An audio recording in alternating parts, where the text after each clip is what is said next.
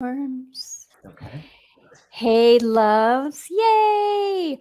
Hey. We're live on both Instagram and YouTube and Facebook. And I can't wait to introduce you all to my friend Day.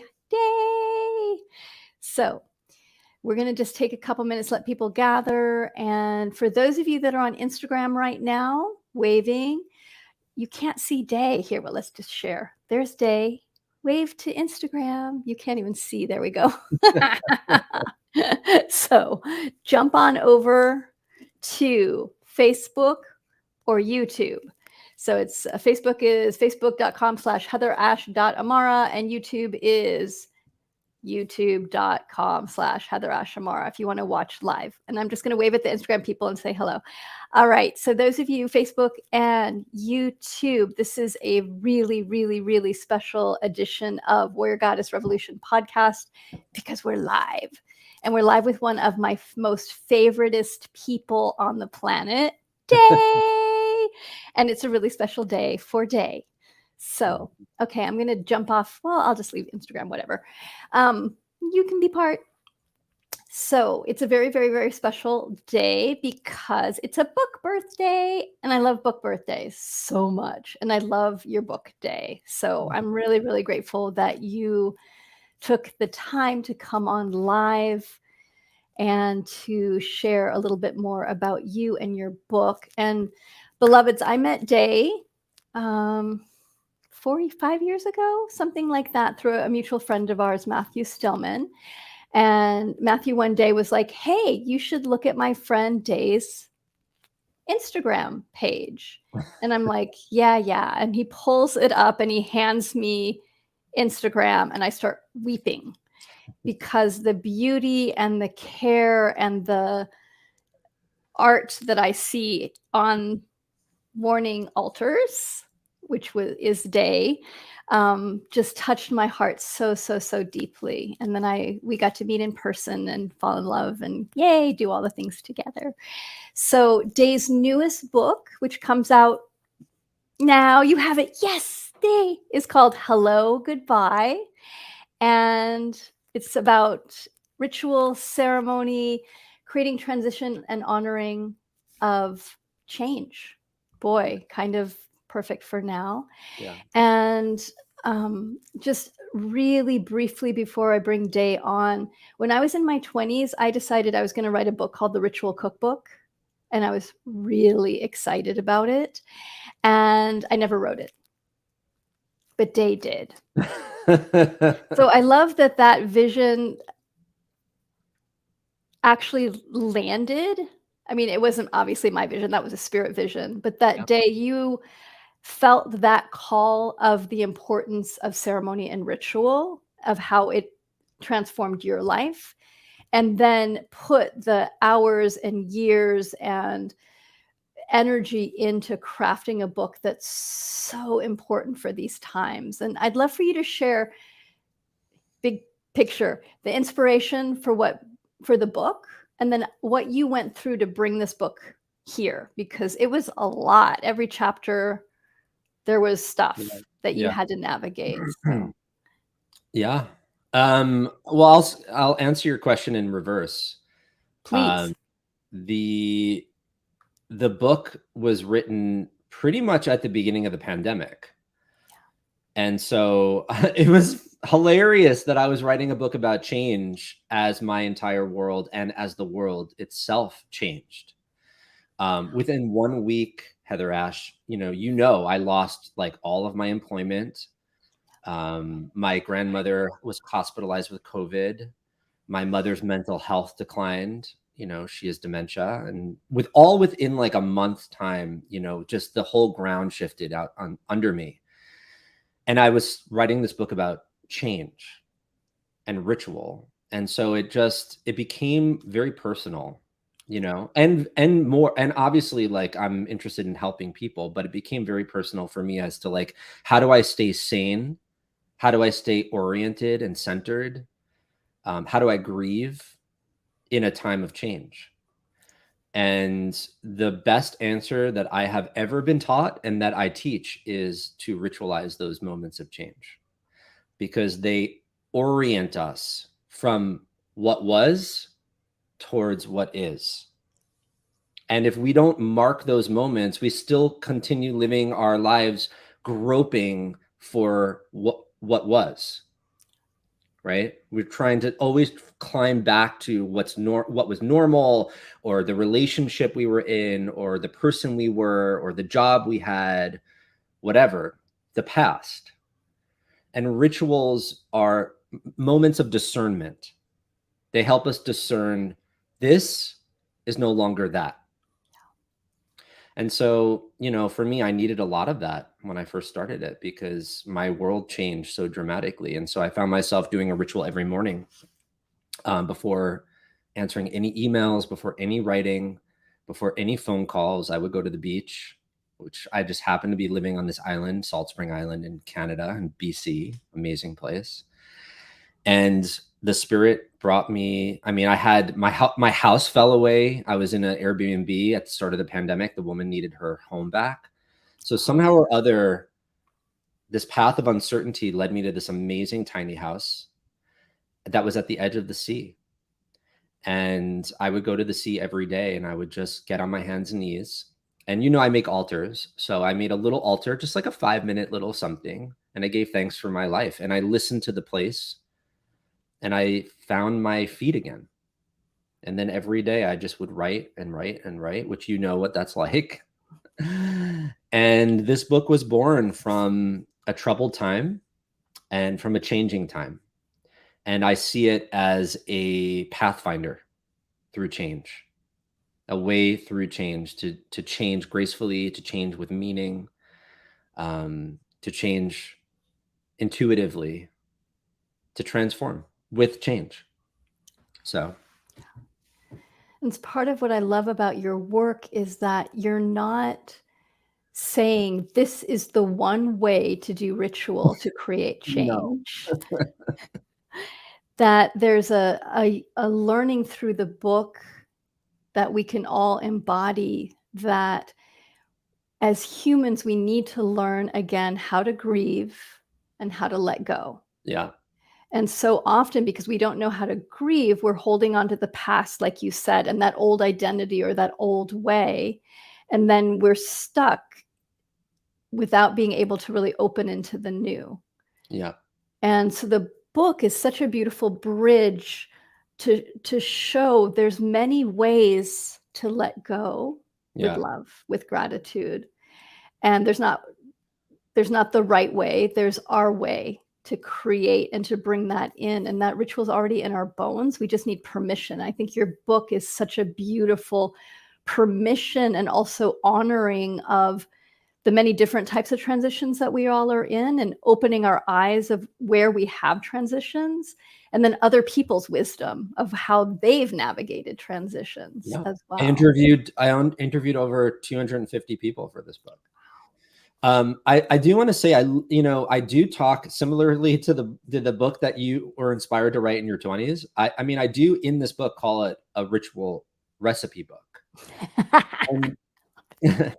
And the best way that I can talk about ritual to ritual curious people, which is who I really hope reads this book, is like it's like making food. And there's no right way to do it. You can have a recipe, but I don't know, the way I cook is a little pinch of this and a little dab of that, and then you taste it and you try it and you see what you adjust it, because everyone has different tastes. And so ritual is very similar. You know, it's like I give these recipes. I wrote over 75 rituals for this book. And I also encourage my reader. I say, if it doesn't work for you, try something else. If you don't want to burn it, bury it. If you don't want to rip it, put it together. Like, try what works for you. And also, there's no guarantee that it's going to quote unquote work. Rituals are alive, they're active, they're dynamic, and they take a lot of listening, just like making food. It's a lot of tasting. So, and the other thing I want to say also is I'm very, I approached the topic of cultural appropriation in the book pretty immediately. You know, so much of this book is based on my own culture. I'm raised Jewish, and my culture has taught me so much about how to do ritual beautifully. Yes. So much. And so I'm standing on the shoulders of thousands of years of ritual. I'm pulling from my own tradition, and I'm reinventing it for a modern person. And you don't have to be Jewish, of course. However, ritual, there are people that appropriate rituals and steal them. And I have a hard stop in the book about that. And the way I talk about it is also like food. You know, we are in our modern culture starving for meaning. We're so hungry for meaning that when we're in the presence of a people or a person who has made a beautiful, meaningful feast of ritual, some of us are so hungry that we can't help but want to eat it or take it or, you know, really steal it.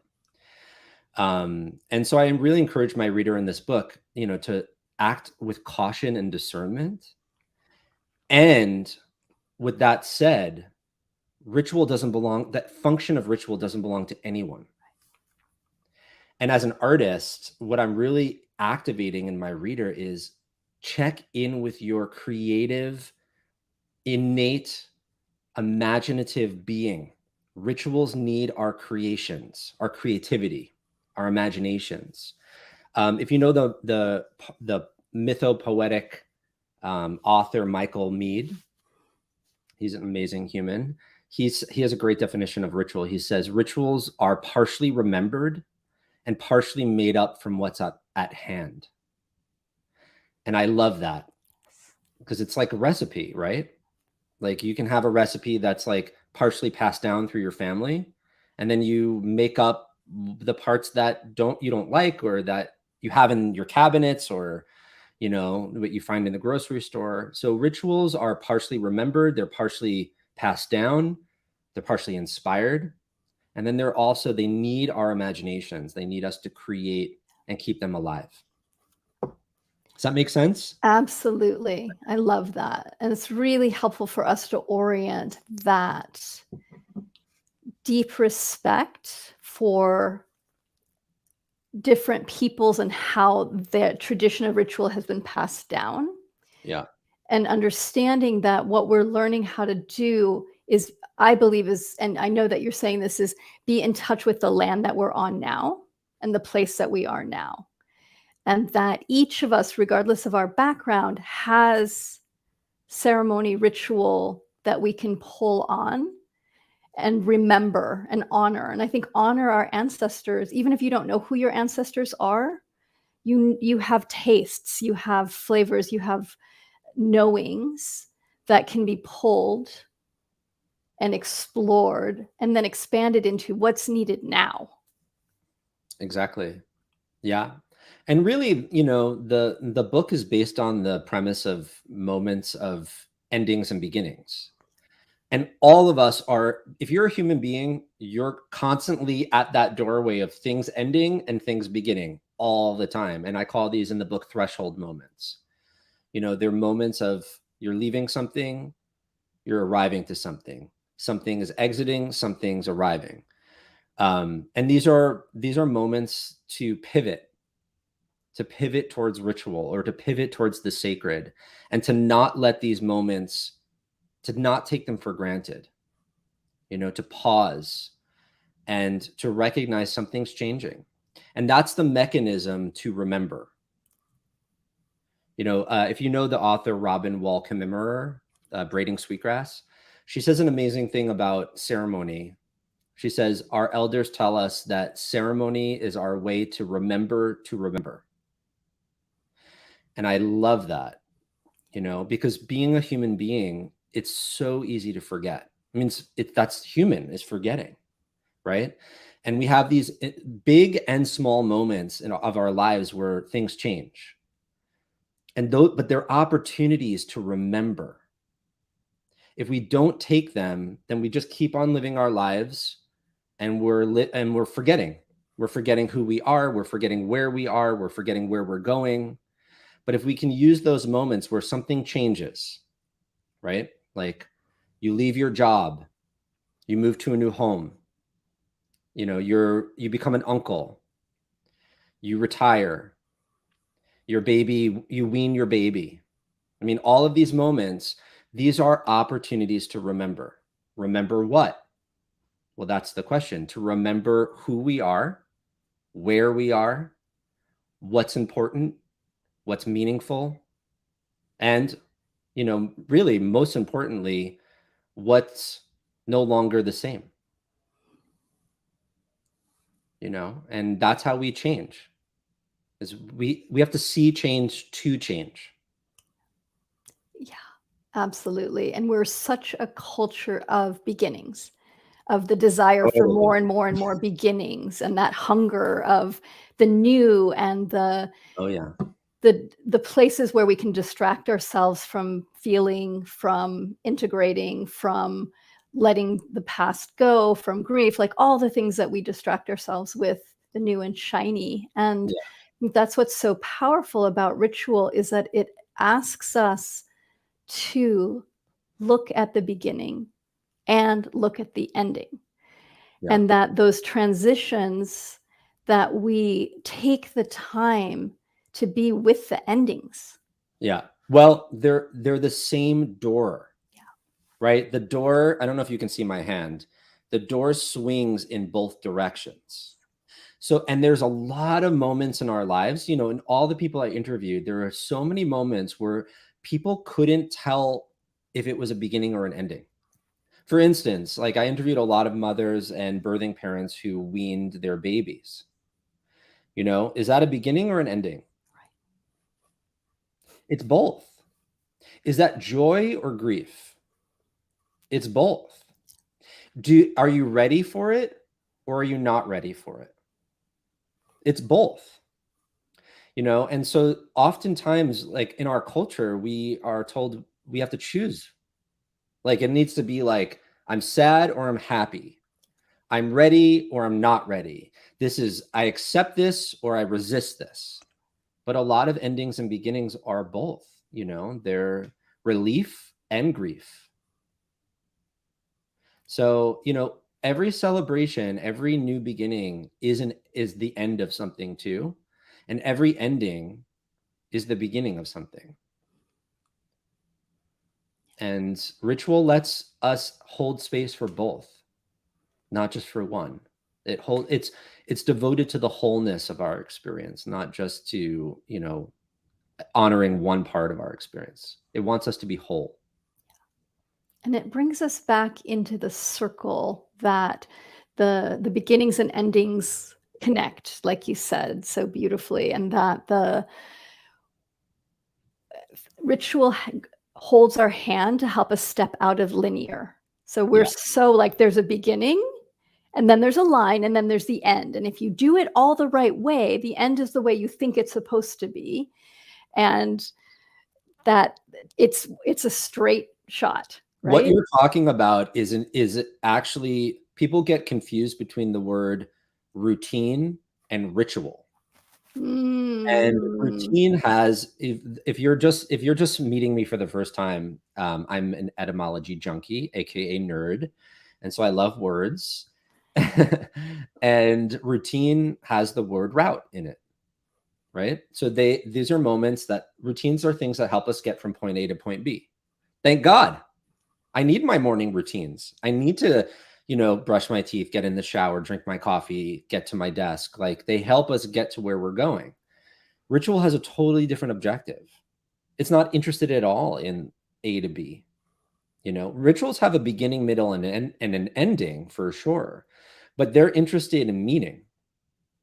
They're interested in creating more meaning. They're not interested in getting you to a certain destination. They're actually interested in you stopping in the midst of something and acknowledging what's happening.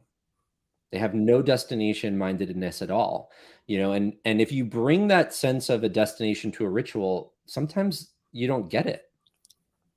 I've been a part of many failed rituals, you know, but sometimes when you allow there to be enough space, something magical happens. the ritual is alive. And, you know, sometimes if you're with witnesses, you can all feel that. And you can feel the spirit moving through you. You can feel yourself emoting. You can feel, you know, and all rituals, by the way, have to be done. You can't think a ritual. You have to do it with your hands, with your feet, with your mouth, with your belly, you know, and you do something in the book I call symbolic action, which is you're breaking something, burning something, burying something, tearing something, submerging something to represent externally what's going on or what's been going on internally. You're moving into the new chapter by marking it through a symbolic action. And that's, routines have no interest in symbolism. They have interest in functionality and doing something. So totally different streams. I love that. So clarifying to honor the routines and the ways that they help us create more ease.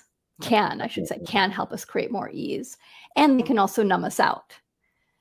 And ritual is the place of breaking things open. And transforming.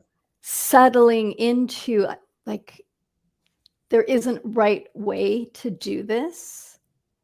There's what's needed in this being. And I so agree with you, Day, that place of getting out of our heads, we so want to sometimes just think things through and be able to figure it out.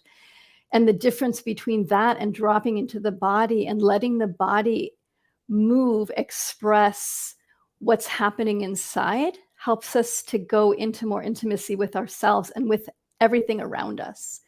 Because so often for me, when I do ritual, I'm always looking at what elements am I bringing in? What's getting burned? What's getting washed? What's getting sung?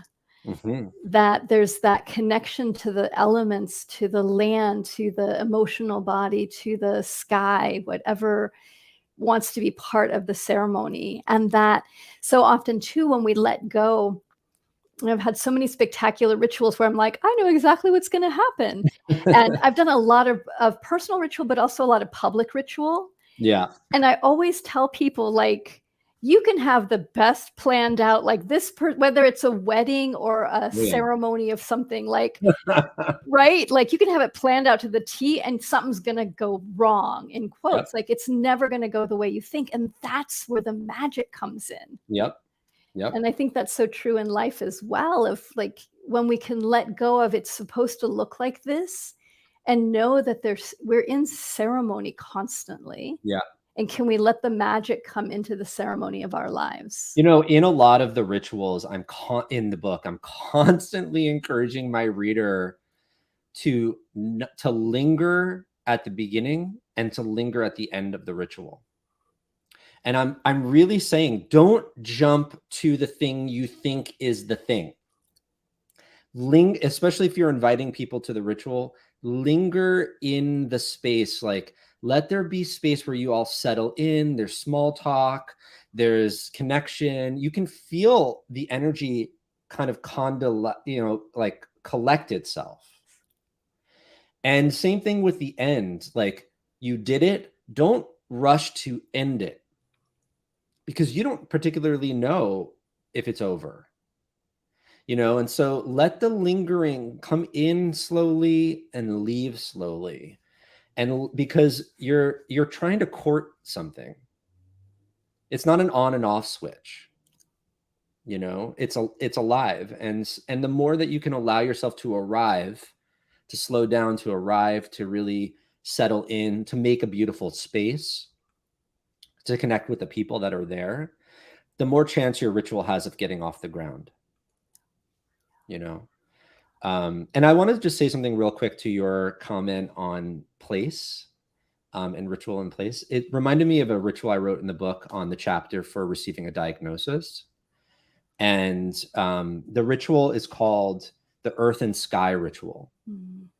And it came from a conversation I had with a physician who told me she's given out thousands of diagnoses in her And I said, what do they all have in common? She said, they all have in common that the the person I'm giving to them feels like they can't breathe. In the doctor's office, they feel like the walls are closing in on them and they can't breathe. And I said, well, what would you want your patients to feel? And she said, fresh air. So the ritual has, when, like, you know, within the hour of getting a diagnosis, I encourage my reader, the earth and sky ritual is basically laying on the ground. And I walk them through, I walk them through 4 different acknowledgements, accessing the earth and the sky and their breath and their stomach and heart, accessing different parts of them and essentially grounding them back into the earth and allowing them to really gaze up at the sky and to feel that spaciousness again. And so it's employing the earth and the sky and the body to reorient, because the medical machine just moves so quickly into, you know, fix it. And the people are also, you know, you walk into a doctor's office, if you've ever been diagnosed, you walk into a doctor's office, one person, and you leave a totally different person. And there's stress and anxiety and, you know, and the sense of like, what do I do now? And there has to be this moment where you acknowledge you're no longer the person you thought was healthy. You're now in a different chapter. And it needs you to approach that moment with ground, with space, with centeredness. And ritual is the way that we can get there. Beautiful. So beautiful. And I think too, this is a little bit of a jump, and so we'll come back, but I have tears in my eyes because I was remembering when my dad, he'd had leukemia for 2 years, you know, been through so much treatment. And there was a point where they were like, you relapsed, it's done. Like, there's nothing more to do. And this physician's assistant that we were working with was so beautiful because he just said to my dad, you know, there's a time when the ocean's going out and your time is now to show. He knew exactly what to say to get my dad's attention. It's time for you to show your daughters how to die. Wow. And I was like blessing this man. And wow. Yeah. And my dad just snapped because he got it. He was like, that's my job. And so it was so beautiful and poignant because we went to get yogurt, and that was part of the ritual. And I remember just sitting in the car eating yogurt with my dad, knowing that there's nothing to do but just honor and love each other. And that moment, like sitting in the car with him eating yogurt, was this phenomenal ritual and honoring of my family, the way that my family could do it. So I think that's something also with in our relationships, that we can deepen our relationship to ritual and also open to where is there already ritual happening that may not look like what we think it should look like, but that is the weave of the way that the people that we're with are in ceremony.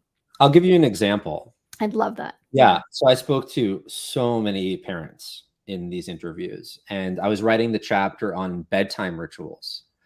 And of course, you know, I wanted one of them to be for kids.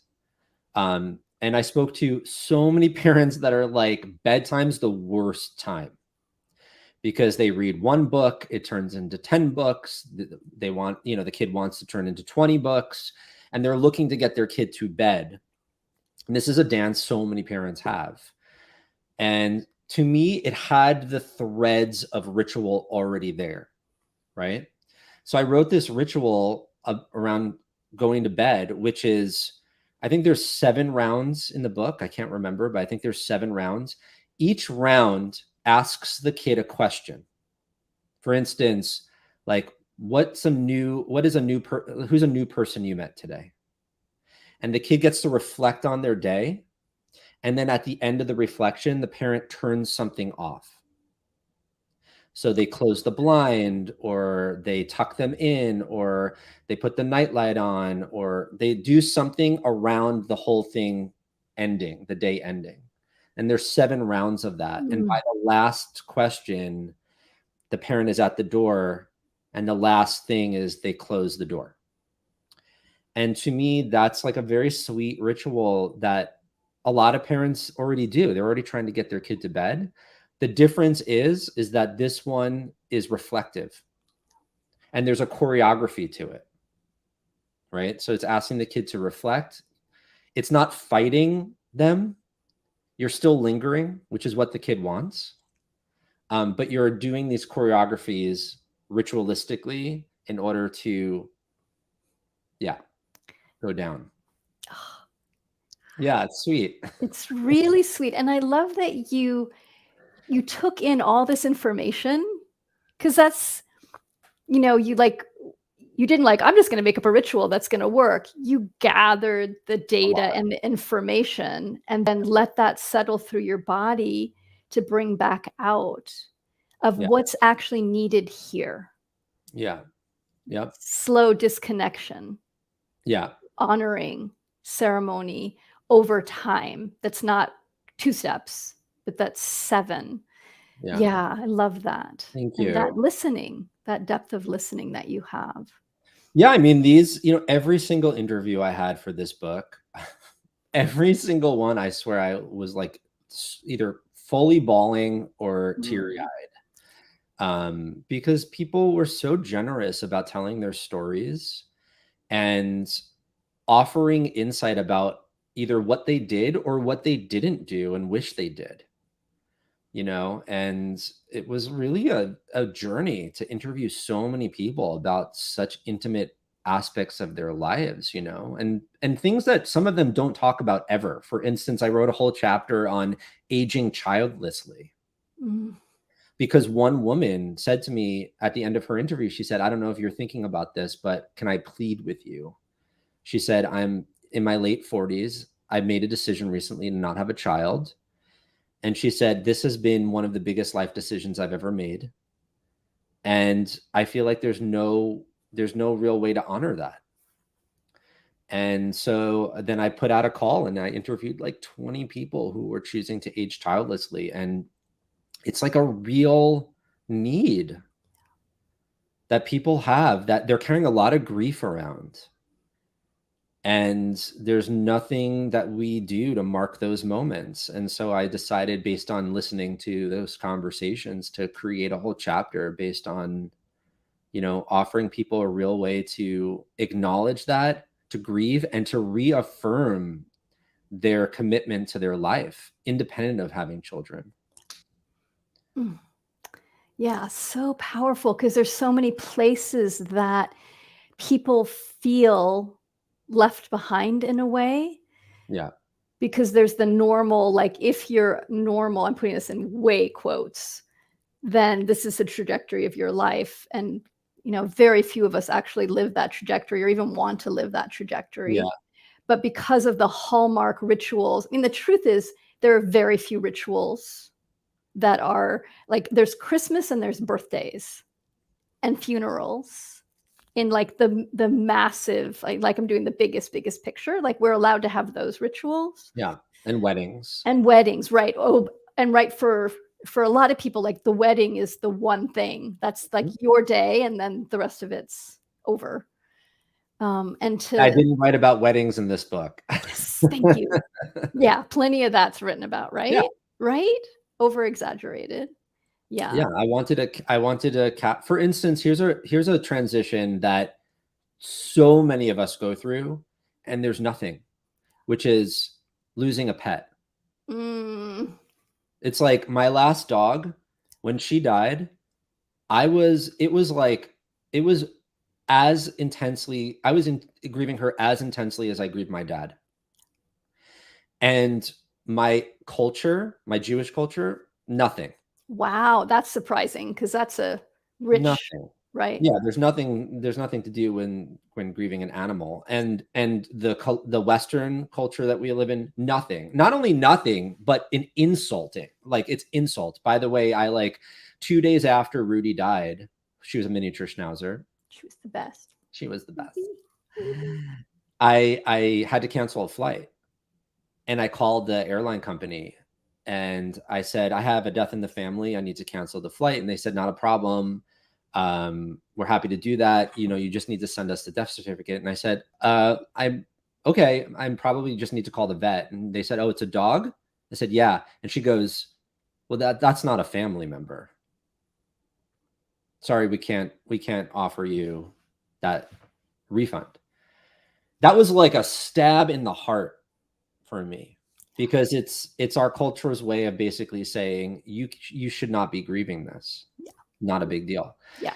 So, I created 3 different rituals for losing a pet. One of them, by the way, do you want to see one? Yes. I just plugged my So, computer back in. so for 16 years, I had a leash that Rudy and I would go on dog walks with. And we used that leash every day. It had the wears and tears of everyday use. And then one day, the day after she died, it had no purpose. It just sat by the front door, the leash. This object that was very, very based in routine lost its purpose. So I turned an object of routine into an object of ritual. And here it is. I don't know if you can see that. Yes. But a couple days after she died, I did a ritual where I cut the leash. And in my tradition, when someone dies, we tear clothing. And sometimes if we don't want to tear our clothes, we tear a ribbon and wear it over our heart to acknowledge that losing someone is like someone being torn from us. And so I wore this torn leash over my heart on my jacket for a year. And it reminded me of my love for her. And it also was a conversation starter where people would come up to me and say, what is that? And I'd get to remember her through their questions. And yeah, and that's a small ritual that's very accessible, doesn't require a lot, but it's very meaningful. And it helps to mark the change from, someone being in your life every day in the intimacies of your life to not being there anymore. And your whole life changes. My routines change dramatically. So losing a pet is another example of a life transition that, no one talks about, but those of us that have pets that have died, we're suffering. Absolutely. And there's so many pieces of that, of places where there isn't an understanding or holding unless somebody's had that experience. Mm-hmm. And I think that's part of what's so beautiful about the book is you've done such a holding of so many different types of experiences that everybody who reads the book will resonate with something. And if they didn't, I remember us talking earlier, like before, I think you'd written the book, but one of the things that I remember talking about was the idea, this isn't a book that you start at the beginning and that you're going to read it all the way through. It's a resource. It's a cookbook. Yes. Who reads a cookbook? You keep it on your shelf. When you're hungry and you want to make something, you take it off. This book is the same thing. When you're going through a big change or a small change, take it off the shelf and use it. Go to that chapter.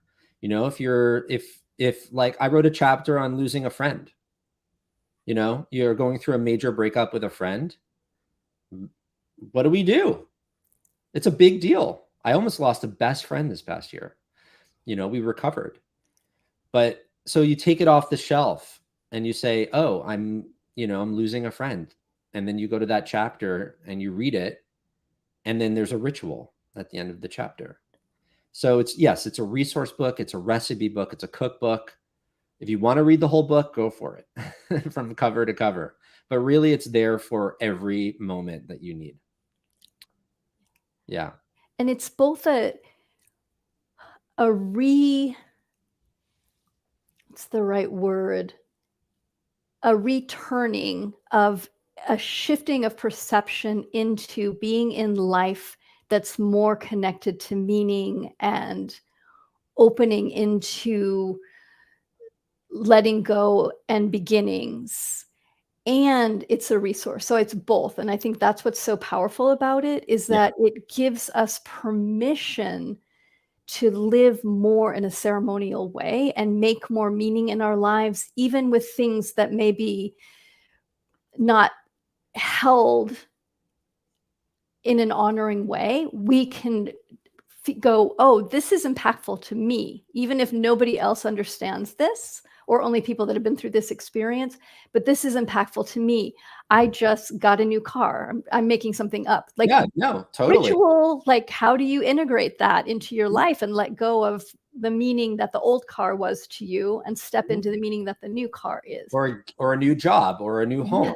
Yeah. Totally. Yeah. Or a And new friendship, or so many things, or a new relationship so of any sorts. in my research for the book, I did quite a bit of research around this ethnographer from like 150 years ago named Arnold van Gennep. And he wrote a book called Rites of Passage, which is it's like the foundational book on initiations. And in the book, he coined a phrase, pivoting towards the sacred. I love that. Pivot towards the sacred. And the essence of what that means is that anything could be an opportunity to pivot, right? And that just requires our capacity to choose to do it. For instance, we talked about routines earlier. One of my routines is drinking coffee. I do it every morning, right? What would it look like if I pivoted towards the sacred? If that wasn't just a routine moment, it became a moment of engaging the sacred, right? The same thing with opening the door to my home, right? That could just be a moment of rushing inside, or it can mean something, right? The same thing with eating a meal or taking a shower, or all these little tiny moments, they're opportunities to make meaning. And that's the crucial word, by the way, is the word make. As an artist, I might have all these great ideas, but it doesn't become art until it's made. Same thing with ritual. We make ritual. So, pivoting towards the sacred, one way we do that is that we make something. We make the meaning. It doesn't just happen. And this is like, I think, one of the most core functions of being a human being is that we have that capacity to make meaning. It's such an amazing capacity. I'm not sure any other species on the planet has that capacity, but we do. Things can either mean nothing or mean everything, and we decide. Okay, I want everyone to just pause for a moment and take that in, and have you talk a little bit more about that day, of that place of that every moment we're a choice to make routine, or the way that I think about it so often is that we're really geared to compare ourselves, beat ourselves up, distract, Yeah. have the list of all the things I should be doing, all the ways that I'm not who I want to be. Like, we tend to make, I don't know what the right word is, I'm sure you'll have, like, just to make more separation with ourself and with the world. And so this idea of making meaning, it's not like it's going to happen. And I think that's a critical thing, is so often as humans, we're like, okay, when is the magic going to happen to me? Yeah.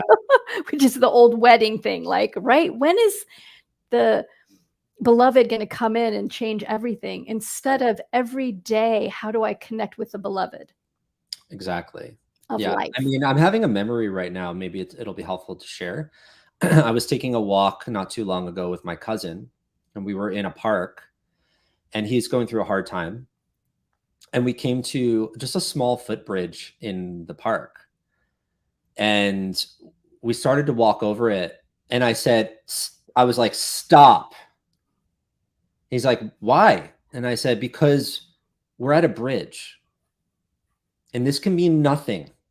This is just maybe like we're walking over a little dried creek bed, or this can mean everything. And he's like, tell me more. And I said, well, you're going through a major change right now, and you're crossing over from the person you were to the person you are becoming. So what do you want this moment to be? I said, how about this? I'll go to the other side of the bridge. You announce to me what you're crossing into aloud, so that I can hear it and everyone can hear it, and then cross, and I will, pardon my French, fucking celebrate you. Yes. Yeah, and that was a very, easy, accessible moment. It meant a lot to him. It helped him. He's really given me a lot of feedback, but also it took me being able to see that as an opportunity, right? And I pivoted towards the sacred in that moment. Like, this can mean something. Let's employ the bridge. Let's not just cross over it. This means something. And so I made that into a meaningful moment. Here's the thing, everyone listening, you can too. It's not just me. I'm just inspiring you. You can make any moment into a meaningful moment. I've been doing podcasts up the wazoo the last couple of days, but before every one, I light a candle, because this is an important moment. This is not just, kind of a routine thing. This means something. So every moment can be that. It's just a matter of, are we turning towards or away? And really, are we turning towards or away from our life? That's the question. And the turning towards or away includes turning towards our grief, our loss, our separation, our gratitude, our blessings, that we're turning towards the sacred in all of the experiences. Exactly. Yeah. In the book, I quote the author Bayo Akomolafe. He coined a phrase which I absolutely love, talking about witnessing. He calls it witnessing, WITH, witnessing. And he basically says, the capacity of a witness is to stay with what's happening, not to turn away from it. Real witness, especially in a ritual situation, is to stay with, if it's trouble, if it's grief, if it's unsettling, to not turn away, but to stay with it until it fully expresses itself. And that's really, I love it so much that I spoke about it quite a bit in the book, because I really see it as a core function of witnessing. Not turning towards, but staying with, allowing whatever's there to be there, even if it's painful, even if it's scary, even if it's unsettling. The ritual comes with a container, so there's a sense of heldness with ritual. So you can stay. It's not like it's totally going everywhere. A ritual has a beginning, a middle, and an end. So when you're inside of it, you have to stay with what's happening.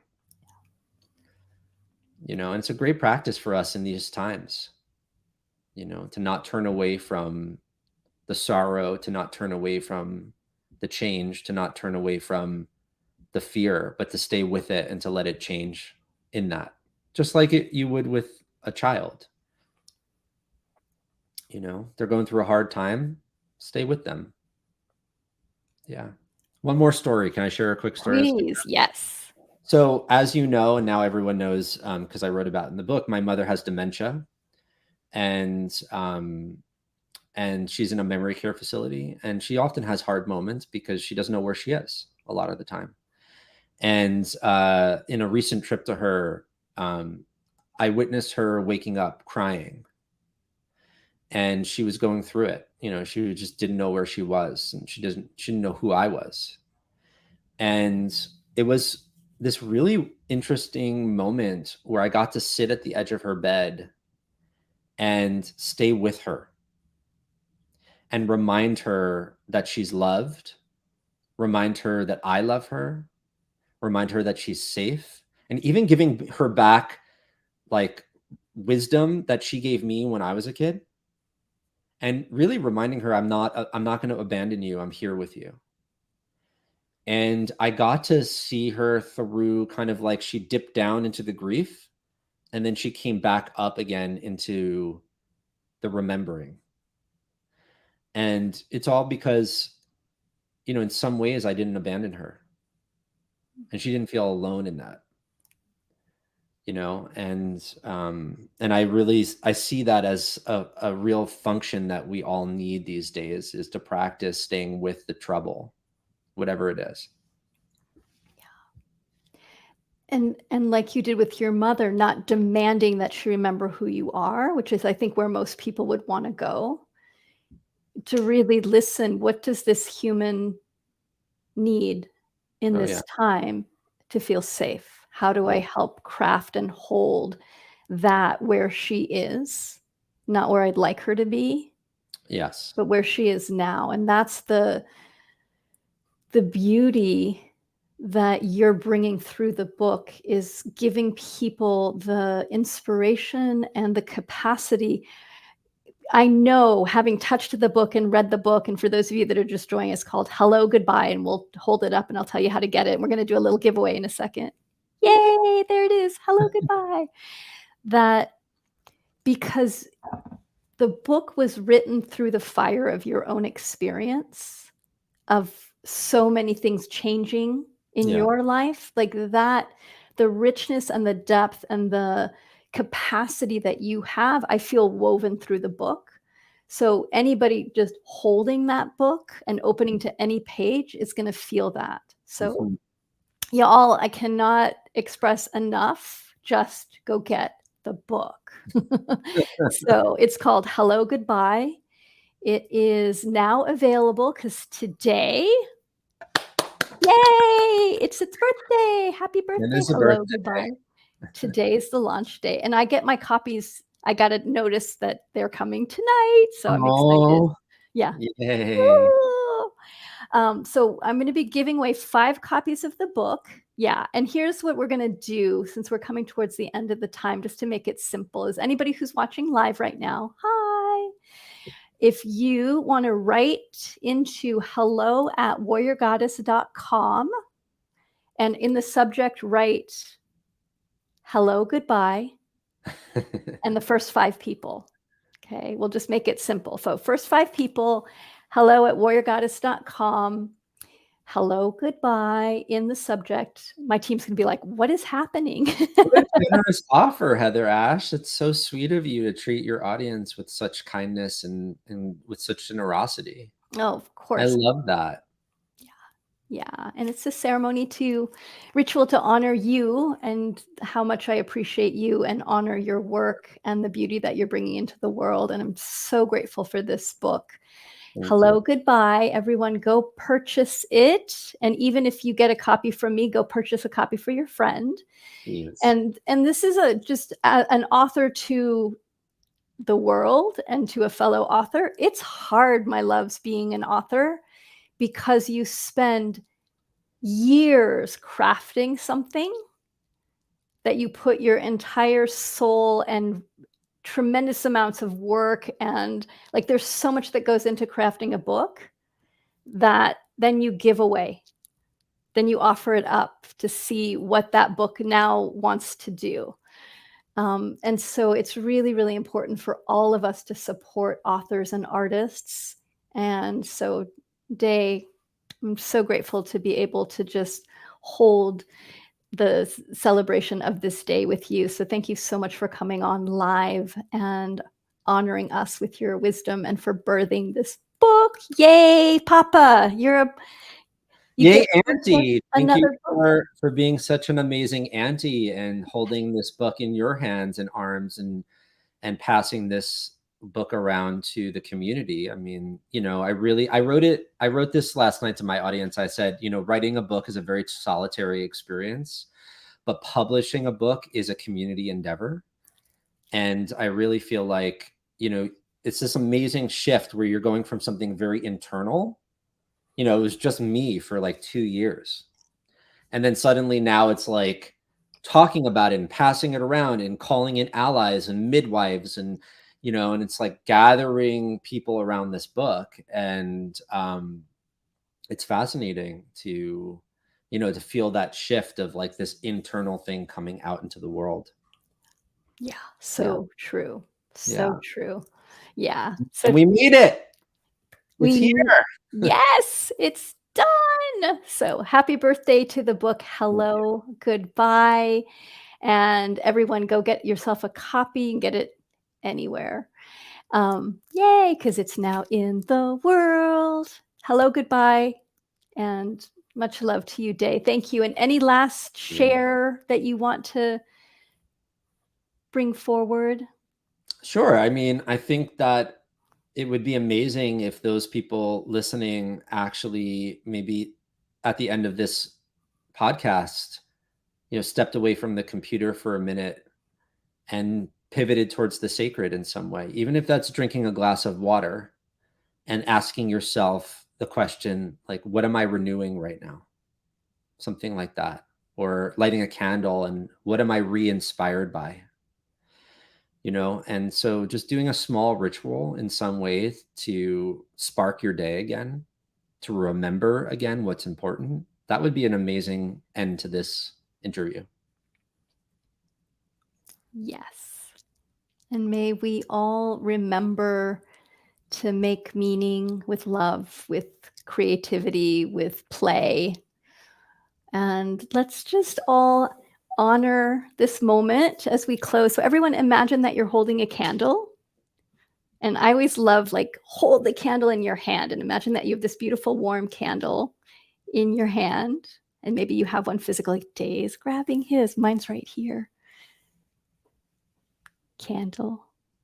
So hold your candle. And as we bring these candles, I want you, just all of us, to imagine that we're standing around Day and around Hello, Goodbye, and his beautiful book and this offering that he's brought all of us, and that spirit has brought through Day, that we're just saying thank you in gratitude to you for being the one that birthed this beautiful book that all of us can enjoy. So thank you, Day, and thank you to each of you. May you take this candle and honor something inside of yourself as well, and continue to bring that into your days, all the days to come. Mwah. Love you so much, sweetheart. Thanks for sharing that inspiration from your 20s so that I could birth the book. Oh, it's so fun. I feel this like deep sense of completion. So I love that we can just, the inspiration gets passed around. Somebody's going to do it somewhere. I love it. And you've done it beautifully, like better than I could have ever done it. So thanks for those of you that joined live. Much love to you. Take good care, Day. Good care. Thank you so much, Josh.